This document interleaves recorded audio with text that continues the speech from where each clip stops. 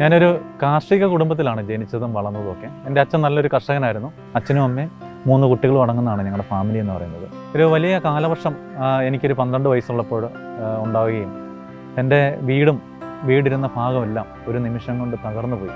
ഞങ്ങളുടെ ആ വർഷത്തെ എല്ലാ ആദായവും ഉരുള് പൊട്ടി മുഴുവൻ വീട് സഹിതം പോവുകയും അതുപോലെ തന്നെ എൻ്റെ വസ്ത്രമല്ലാതെ ബാക്കിയൊന്നും എനിക്ക് കിട്ടിയില്ല. വളരെ ദയനീയമായ ഒരു അവസ്ഥയായിരുന്നു. പക്ഷേ അപ്പം ഞങ്ങൾ കൈവിടാതിരുന്ന ഞങ്ങളുടെ പ്രാർത്ഥനയും ദൈവത്തോടുള്ള ആശ്രയവും ഞങ്ങളിത് കൈവിട്ടില്ല. കാരണം നമ്മൾ ഏതൊക്കെ പ്രതിസന്ധിയോടെ തരണം ചെയ്തു പോകുന്ന ആളാണെങ്കിലും നമ്മൾ പ്രതീക്ഷകൾ ദൈവത്തെ മുറുകി പിടിച്ചുകൊണ്ട് നമ്മുടെ പ്രതീക്ഷകൾ കൈവിടാതിരിക്കുക, പോസിറ്റീവായിട്ട് ചിന്തിക്കുക, അതിനെ എത്രത്തോളം ഹാപ്പിയായിട്ട് ഓവർകം ചെയ്യുക എന്നുള്ളൊരു പാഠമാണ് എനിക്ക് ഇതിൽ നിന്ന് കിട്ടിയത്. അതുകൊണ്ട് തന്നെ അവിടെ നിന്ന് എനിക്കൊരു സ്വീനിഷ് പക്ഷിയെ പോലെ പല കാര്യങ്ങളും ദൈവാനുഭവത്താൽ എനിക്ക് ഒരുപാട് അനുഗ്രഹങ്ങൾ കിട്ടിയെന്നാണ് എനിക്ക് പറയാനുള്ളത്.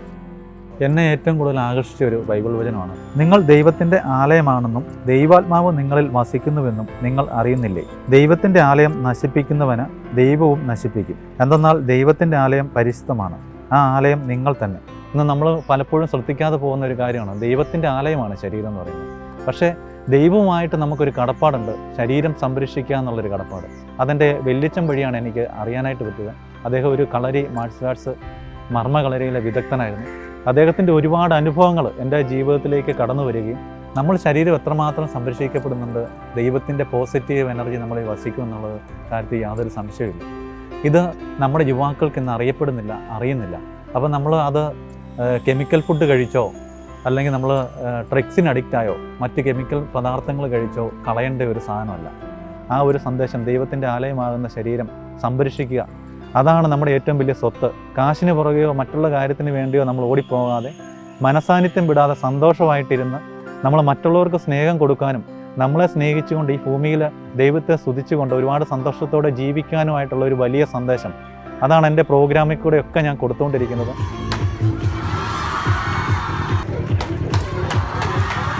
അഞ്ച് കാര്യങ്ങളാണ് നമ്മൾ ചെയ്യേണ്ടത് ശരീരം സംരക്ഷിക്കുന്നതിനായിട്ട്. ഒന്നാമതായിട്ട് നമ്മൾ ചെയ്യേണ്ട കാര്യം എന്ന് പറഞ്ഞു കഴിഞ്ഞാൽ നമ്മുടെ ബ്രീത്തിങ് കപ്പാസിറ്റിയെ വർദ്ധിപ്പിക്കുക.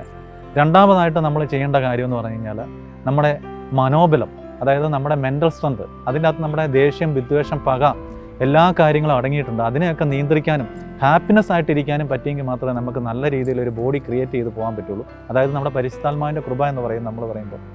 അപ്പോൾ ആ തരത്തിൽ നമ്മൾ ക്രിയേറ്റ് ചെയ്യുക. അത് മൂന്നാമതായിട്ട് നമ്മൾ ശ്രദ്ധിക്കേണ്ട ജലപാനമാണ്. കറക്റ്റ് സമയത്ത് നമ്മൾ വെള്ളം കുടിക്കുക എന്നുള്ള വലിയ സന്ദേശം. നമ്മുടെ ശരീരത്തിൻ്റെ അനാട്ടമി അനുസരിച്ചിട്ട്, ഓരോരുത്തരുടെയും ശരീരത്തിൻ്റെ അനാട്ടമി അനുസരിച്ചിട്ടുള്ള ഫുഡ് മെയിൻറ്റെയിൻ ചെയ്യാൻ നമ്മൾ പഠിക്കുക എന്നുള്ളതാണ്. അഞ്ചാമത്തെ കാര്യം എന്ന് പറയുന്നത് നമ്മൾ കറക്റ്റായിട്ട് വ്യായാമം ചെയ്യുക എന്നുള്ളതാണ്. ഇനിയിപ്പം മസിൽ സ്ട്രെങ്ത് മാത്രമല്ല, ഒരു മനുഷ്യന് ഏതൊക്കെ കഴിവുകൾ, ഏതൊക്കെ ടാലൻറ്റുകൾ ഉണ്ടെങ്കിലും ആ ടാലൻറ്റുകളൊക്കെ പോളിഷ് ചെയ്യണമെങ്കിൽ നമ്മൾ ശരീരം ശ്രദ്ധിക്കണമെന്നുള്ള അടിസ്ഥാനം.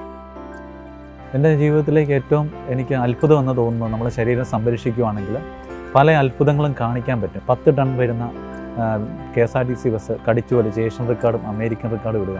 ഏതാണ്ട് 15ഓളം റെക്കോർഡുകൾ എനിക്ക് ഇടാനായിട്ട് സാധിച്ചു. എൻ്റെ രാജ്യത്തിന് അഭിമാനകരമായിട്ടുള്ള കാര്യങ്ങൾ, അതായത് 1 മിനിറ്റിൽ താഴെ ഏതാണ്ട് 47 സെക്കൻഡിൽ 146 നാളികേരം കൈകൊണ്ട് ബ്രേക്ക് ചെയ്ത് ജർമ്മൻകാരൻ്റെ പേരിൽ റെക്കോർഡ് എനിക്ക് ഇന്ത്യയിലേക്ക് കൊണ്ടുവരാൻ പറ്റി.